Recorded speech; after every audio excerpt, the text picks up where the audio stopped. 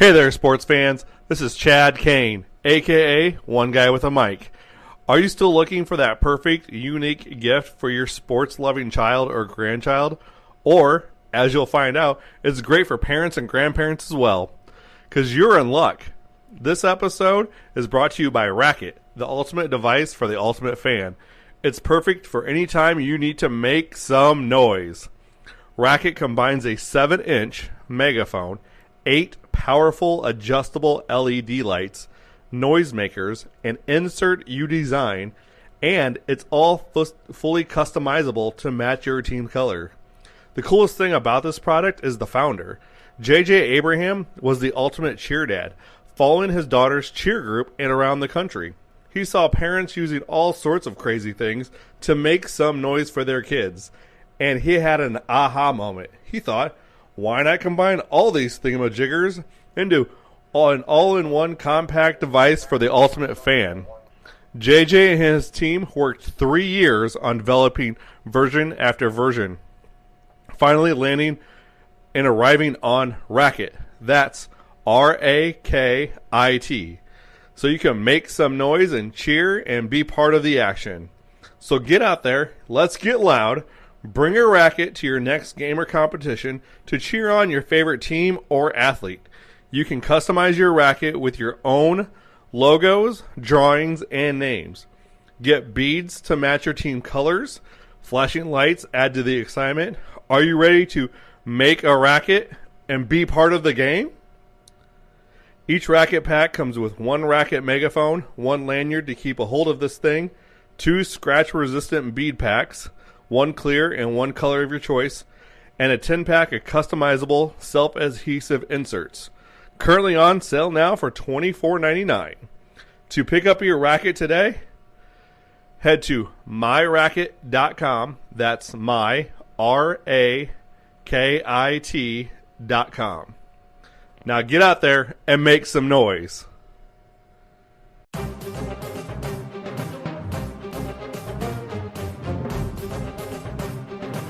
This podcast is part of the Sports History Network, your headquarters for the yesteryear of your favorite sport. You can learn more at sportshistorynetwork.com.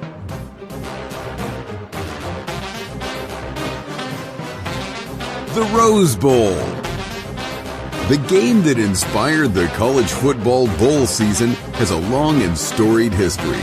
The stadium itself is 100 years old, and in celebration of it, Pigskin Dispatch is assembling some of the top historians and authors to share the memories, people, and events that make the granddaddy of them all the special game that it is.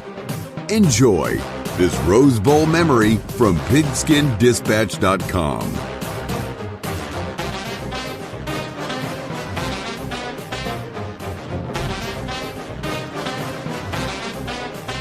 Hello, my football friends. This is Darren Hayes of PigskinDispatch.com. Welcome once again to the Pig Pen, your portal to positive football history. It's the portal to Rose Bowl history this month because we're celebrating 100 years of the anniversary of Rose Bowl Stadium in Pasadena, California. And as always, we're trying to bring on some of these great experts and authors that know a lot about the game and the teams that played it and the players, just to reflect and remember some of these great Rose Bowl memories. And Rich Smelter is joining us once again to talk about his favorite college team. Rich, welcome back to the Pig Pen. Thank you, Darren. I didn't even get a chance to get cleaned up from being in the Pig Pen yesterday, and can't wait to get back into it now. So I just stayed in my dirty clothes. So that's a pretty sight, isn't it? That's the way we like it. We want it sloppy. It gets trudge through the mud here. Oh, you got it, man. Let's do some of this now.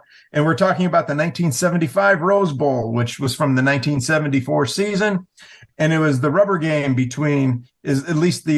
Rose Bowl rubber game between Ohio State and USC. And after 2 blowout victories, first one by USC in the 73 game, and then by Ohio State in the 74 game, they were ready again. And it was just great. And this whole time period, I personally thought that Ohio State and USC were always in the Rose Bowl. It was just great. Yeah, it seemed like that. And it was kind of interesting. The first 2 games that you talked about, the 2 games prior, they were very similar but opposite. The teams were both tied at halftime, And then the one team, USC dominated the 73 in the second half with a bunch of rushing touchdowns. And the opposite happened the next year with Ohio State. Kind of interesting how those are almost mirrored each other. This rubber match is extremely interesting. And this one was way different than the first two. Ohio State, I mean, both of these two teams were loaded. And even though Pat Hayden ran the offense for USC, it was Anthony Davis, my guy. I love Anthony Davis, as everyone will know from yesterday's show. Anthony Davis was an incredible running back. And, of course, Ohio State had the junior Archie Griffin. And, Archie Griffin ran for 1,695 yards, which, that was Woody Hayes' thing, grind it out. And it worked for them. They wound up being 10-1 coming into this game. And they were ranked number 3 in the AP and number 2 in the coaches poll. And, they did tie they did tie Michigan for the Big Ten championship, but they scored 437 points and they averaged 36.4 points a game, and to finish second in the country on that. And they gave up only 10.8 points a game, and that was for 8th in the nation. So they were just a wrecking machine. They had a bunch of guys. They had 13 players going into the NFL in the 1975 draft. And 3 of them went in the first round, including Neil Colsey. And what team did Neil Colsey go to? The Oakland Raiders, and won a Super Bowl with his first year there. So just a little plug for the Raiders there. But Archie Griffin wound up winning the Heisman Trophy, the first of his 2. And it was just amazing. And then on the West Coast, you had USC, who they were supposed to be favored to be the number 1 team in the country. And then miraculously, they lost their opener to Arkansas. And they were upset by Arkansas 22-7 down in Little Rock in the season opener. But then they got mad after that, and they ran off 5 straight victories before a 15-15 tie at home against California. And then they won their final 4 games. And the most dramatic one being a season-ending 55-24 win over number 3 Notre Dame, which USC trailed 24-0 at the half. And then Anthony Davis came on and absolutely ignited it. This game was absolutely amazing. You couldn't have picked a better Hollywood script. Anthony Davis he returned the second half kickoff, 102 yards, and then he just scored a few more touchdowns, and they came back. It was that game that kind of catapulted them into the shot at a national championship. And without that, and Notre Dame was the defending national champion at that time. That's right. So, yeah. And Ohio, USC, they finished naturally in first place in the Pac-8 at that time, and they were ranked number 2 in the AP and number 1 in the UPI at the end of the year. That's where they finished. But coming into the Rose Bowl, they were ranked number 5 in the AP and number 4 in the coaches poll. And ironically, undefeated Oklahoma, they were the number 1 ranked team in the AP, but they were on probation and ineligible for a bowl game. So the UPI excluded teams on probation, and after the regular season, the UPI had Alabama number 1, followed by Ohio State, Michigan, USC, and Auburn. And then I'm going to explain to you what happened on this. First off, Alabama lost their Orange Bowl game to Notre Dame. So Notre Dame helped out the winner of this game to get to the national championship, let's say. But so if it wasn't for Alabama losing to Notre Dame, the team that won this game, I think you know where I'm going with this, they won the national championship, at least a share of the national championship. So are we ready to talk about the Rose Bowl now? Ready to jump in? Absolutely. That's what we're living for this month. All right. Now, again, coming into this game, USC was number 5, Ohio State number 3, and it was the 3rd straight year that the Trojans and Buckeyes faced each other on New Year's Day. In the first 2 meetings, the results were one-sided, but on this one, the final chapter in this trilogy, the best was saved for last. The Buckeyes came into this game with a 10-1 record and newly crowned Heisman Trophy winner Archie Griffin, which we just talked about. And besides the exciting abilities of running back Griffin, the Buckeyes were solid at all the other positions and were favored in this game by 5.5 points. A massive crowd of 106,721 filled the Rose Bowl in anticipation of a running back duel between Griffin and Heisman Trophy runner-up, my guy, Anthony Davis. In the hopes of a great show between these two great running backs, they had never materialized. Unfortunately, Anthony Davis injured his ribs in the second quarter and did not return to the game. But before he left, Davis did carry the ball 13 times for 67 yards, which for me personally would be an incredible game, but for Anthony Davis, not really. The Trojans struck first on a field goal from 30 yards out in the opening quarter, and then the Buckeyes took a 7-3 lead into the locker room at the end of the first half on a Champ Henson 2-yard run and a Tom Claiborne conversion kick. Now, after the scoreless third quarter, the Trojans moved back on top 10-7 when tight end Jim Obradovich cut a 9-yard scoring strike from Pat Hayden, and the extra point was added. Ohio State then took a 17-10 lead on a 3-yard run from Cornelius Green, the quarterback, who he was a quarterback, but really he was, again, in Woody Hayes' offense, maybe he threw 5 times in the year. Great. And they added a 32-yard field goal from Claiborne. With 6 minutes to go, the Trojans took possession on their own 17. With Davis watching from the sidelines, nursing his painful ribs, his backup, Alan Carter, lived up to the proud USC tailback tradition by blasting through the Ohio State defense for a gain of 30 yards. For the game, Carter tied Archie Griffin for game-high rushing honors with 75 yards. And coming into this game, Griffin had an NCAA record of 22 straight 100-yard performances, but the Trojan defense, led by 3-time All-American linebacker Richard Batman Woods, they did their part to make sure that the streak did not continue. Fullbacks Dave Farmer and Ricky Bell, another guy that, probably in a day or two, you're going to be hearing a lot about Ricky Bell, picked up vital yards to keep the drive going, and the Trojans were now at the Ohio State 38. On 1st and 10, quarterback Pat Hayden teamed up with his longtime friend J.K. McKay, who was the son of head coach John McKay, and they went to school together, a lot of success there. As a matter of fact, Pat Hayden moved in with the McKays so that he could continue to go to school with John McKay's son when his family moved to the Bay Area. So, it was a pretty cool little thing that they were that close of friends. And this hookup with Hayden and McKay turned out to be one of USC's all-time classic scoring strikes. McKay was able to get between defenders Steve Lukey in the right corner of the end zone, and the result was a 6-pointer that cut the Buckeyes' lead to 1 point. Now, after head coach John McKay saw his son and Hayden connect for the touchdown, he had no doubt in his mind what he wanted to do next. He decided to gamble on a 2-point conversion with everything hanging on the line and put the game into the trusting hands of his quarterback, Pat Hayden. Hayden rolled out and passed to Sheldon Diggs. Yes, Sheldon Diggs. This name will live on forever in USC history because he made a spectacular diving catch while on his knees in the end zone. The score was now 18-17 with a little more than 2 minutes remaining in the game. The Buckeyes had enough time to pull out a victory and got close to the USC 45. It was from there that kicker Tom Scladani, hopefully I pronounced that right, attempted a 62-yard field goal. It was a desperation kick.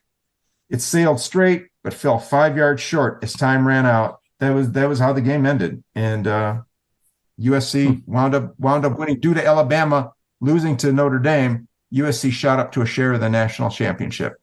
And it was great, a great way to end. And the guys like Pat Hayden, Richard Woods, Anthony Davis, they won 2 national championships in football. Anthony Davis won 3 more in baseball with USC. So it was just an incredible moment.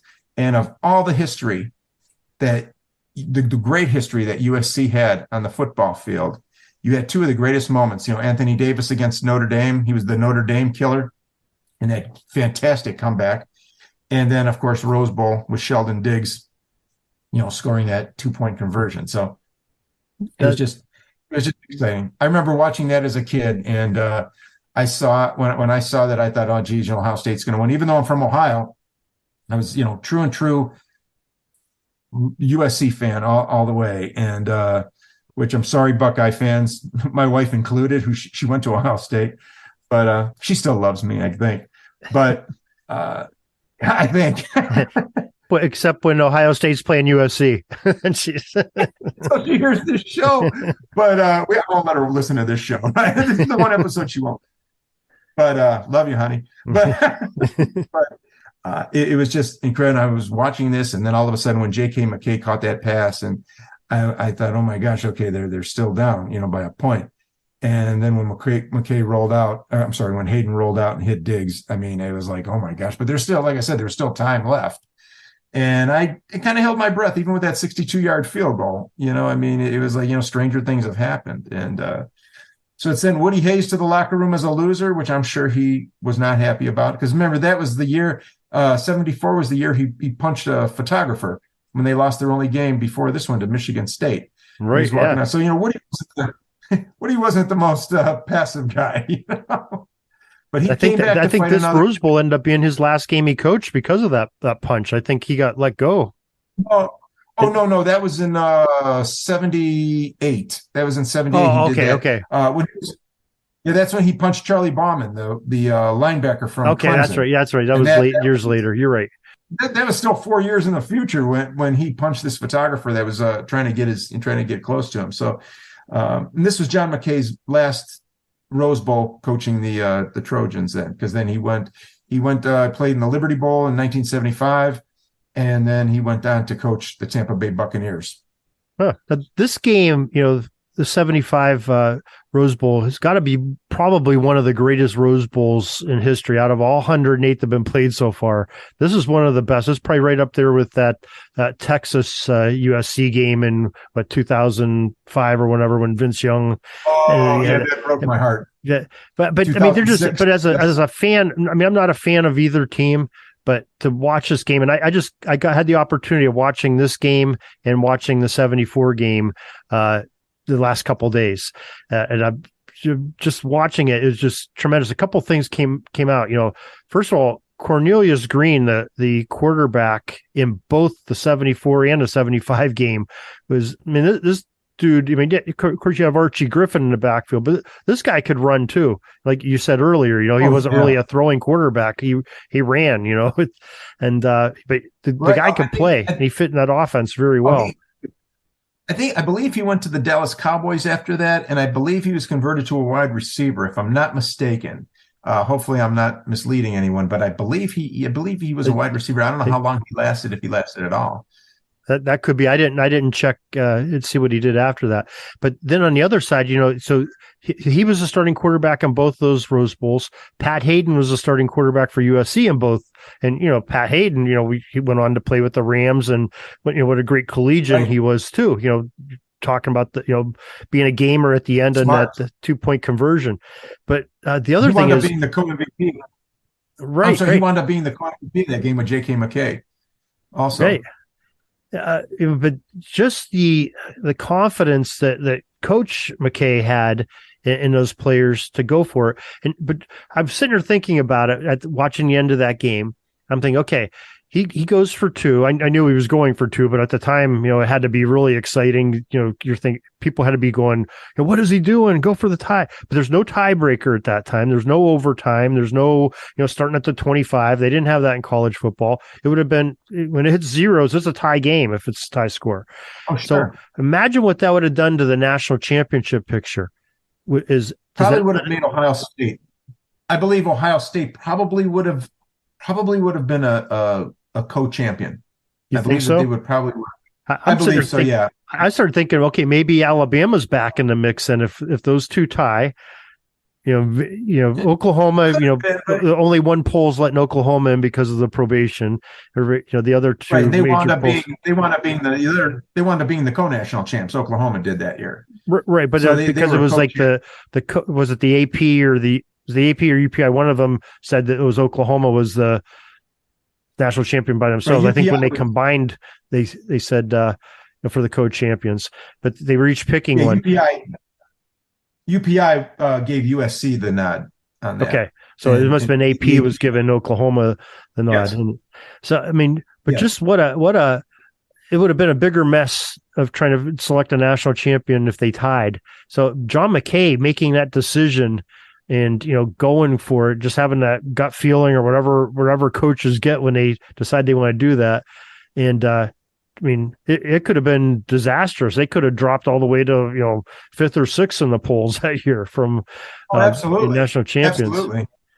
So, that's why I think Ohio State would have been a national, they probably would have, because they would have wound up being, 10-1-1 in that at that point. So I think that probably would have given them a share of that championship. But like I said, John McKay gambled. He gambled at it, and this was his last Rose Bowl, as I said. He wound up with a 5-3 record in there, and he tied Howard Jones, the great Howard Jones, which I'm sure that you've talked about, numerous times on the Rose Bowls, and tied him for victories. Not bad company.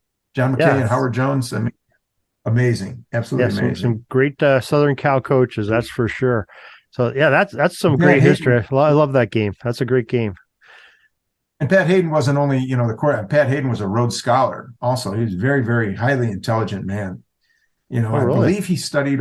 I believe he went. I believe that he went over to Oxford to study for a while overseas in England. No kidding. So I believe that he was a Rhodes Scholar and very, very intelligent. So he had it all. He had the brains, the talent, and he did quite well in the pros also. Where Archie Griffin didn't do very well in the pros. He was on that roster for the Cincinnati Bengals when they won the 1981 AFC Championship. And Anthony Davis, he had a couple of years up in Montreal, I believe, with the Montreal Alouettes. And I believe he was tried out either with the Jets or something. He was in the WFL with the Southern California Sun for a while, and he did pretty well there. And then the league folded, so he just kind of got lost in the shuffle there. But when you first looked at this, you thought, Anthony Davis, Archie Griffin, these two guys were going to be, phenomenal professional football players. That probably Jim Brown, who was the NFL's all-time leading rusher at that time, those records probably were going to be in jeopardy with these two going at each other. And it was going to be almost like, I thought, like a professional version of Larry Bird and Magic Johnson in basketball. These two guys were going to be, 1-2, all the way through very successful pro careers, but it didn't work out that way.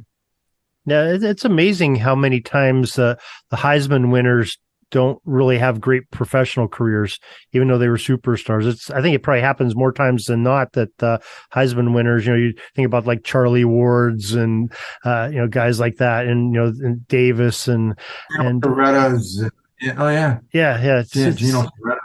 Yeah. And then you have the other side of the coin with Tony Dorsett, but he wound up going to the right system. I believe it depends on going to the right system. If Tony Dorsett would have gone to the Tampa Bay Buccaneers, like he probably would have, seeing that they had the number 1 draft pick, he could have fly, even though John McKay was the coach there and everything, he had nothing, but he didn't have a whole lot of talent. He had a lot of scrubs. I don't mean to use the term scrubs. He had a lot of people that other teams were casting off into the expansion draft. So, i.e., they weren't wanted by these other teams. And how are you going to put together a winner in a couple of years? So Dorsett probably would have gotten eaten up, kind of like Tim Couch did with the Browns. When he came, he didn't win the Heisman or anything, but Tim Couch had a lot of talent, and I think Tim Couch in the right system would have been a great quarterback. But he gets thrown into a system, an expansion team, and look what happens. So I think that could have happened to Dorsett. He happened to go to the Cowboys, Yeah, I know we got off. I know we got off a little bit here. We got off the beat. No. That's all part of the history of it. So that's some great stuff, though, Rich. And we really appreciate you coming on here and talking about these great USC teams that you have and helping us celebrate this Rose Bowl history. It's really, like I said, this is one of the marquee games of these 108, and really glad that you could bring all this history and through your book. And if you want to, please let us know what the title of that book is and where folks can get it. It's called the USC Football Encyclopedia, and it's available on Amazon. Just go to Amazon and just punch in USC Football Encyclopedia. It'll come up, and it covers the first 125 years of USC football from 1888 through the 2012 season, and I just enjoy it. I know might be a little outdated. No, I'm sorry, 2014 season, but it's a little outdated maybe right now. but it covers all the incredible years of USC's football, and it covers everything, every game. I believe I have 100 all-time players, biographies on all the coaches, all the little things involved, like, the history of the cheerleaders and mascots and Tommy Trojan, and it's the Hollywood crowd involved in there, and just absolutely, I threw everything in there, stats, whatever somebody wants. If you're a USC football fan, please get a chance to check it out. I'm very, very proud of that, and it was a great opportunity to do that for a team, for someone that I just absolutely, I just love the team. I just love it. And I just wanted to say one more thing about Anthony Davis. Anthony Davis surpassed O.J. Simpson's record when they won the third straight championship. He set rushing records for not only the school but the Pac-8 rushing championships, where he had 3,609 yards compared to O.J. Simpson's 3,423 yards. So Anthony Davis, was the all-time leader out west and for the school. And when you go to a school like Tailback University and you're the all-time leader at that time, Marcus Allen eventually and Charles White, Ricky Bell, they surpassed it. But at that time, when you're able to go to Tailback University and all these Heismans are being won everywhere, and you could say that you at one time were the all-time rushing champ there, that's pretty darn good. It most certainly is. So, well, Rich, thanks again for joining us, and thanks for helping us out through this whole sessions of the Rose Bowl celebration this month. And we really appreciate you, and I hope to talk to you again real soon. Thank you, Darren. I appreciate it, and I absolutely love doing the show. I love doing all this, and to all the USC fans out there, if you get a chance to check out the book, please, and fight on, and happy holidays. Peeking up at the clock, the time's running down. We're going to go into victory formation, take a knee, and let this baby run out. Thanks for joining us. We'll see you back tomorrow for the next podcast. We invite you to check out our website, pigskinddispatch.com, not only to see the daily football history, but to experience positive football with our many articles on the good people of the game, as well as our own football comic strip, Cleat Marks Comics. Pigskinddispatch.com is also on social media outlets, Facebook, Twitter, Instagram, and don't forget the Pigskin Dispatch YouTube channel to get all of your positive football news and history. Special thanks to the talents of Mike and Gene Monroe, as well as Jason Neff for letting us use their music during our podcast. This podcast is part of the Sports History Network, your headquarters for the yesteryear of your favorite sport. You can learn more at sportshistorynetwork.com. Hey there, sports history fan. This is Arnie Chapman, a.k.a. the Football History Dude, and I hope that you enjoyed this recent episode presented by the Sports History Network and were able to learn some good old-fashioned sports history knowledge nuggets. I started the Sports History Network back in 2020 with the mission to help podcasters find a community of like-minded sports history nerds, as well as helping aspiring podcasters to start their own shows. We have a little bit over 30 shows on the network right now covering all sorts of sports history, but as far as I'm concerned, we're just at the toothpick in the ocean moment, that can't even figure it out because there's so much more coming. We wanted to create the ultimate headquarters for sports yesteryear, starting with Podcast Network and our website, but we're going to continue to move into other mediums as well. And here's the cool part, because we want you to be part of our team. So if you're interested in starting your own podcast, or maybe being a guest on one of our shows, or who knows, maybe even writing an article for us over on the website. Seriously, all you gotta do is reach out to us on the contact page over at sportshistorynetwork.com. You can be as technologically savvy as a Neanderthal tapping on a stone trying to figure out this whole hieroglyphics thing back in the day. Again, it doesn't matter, because even if you don't understand the whole podcast space, we have a production team that can pretty much help you out with doing everything. All you gotta do, head over to sportshistorynetwork.com, head to the contact page, fill it out. That message goes right to me, and I'll reach out to you as soon as I can. But for now, dude, I'm through if you're through.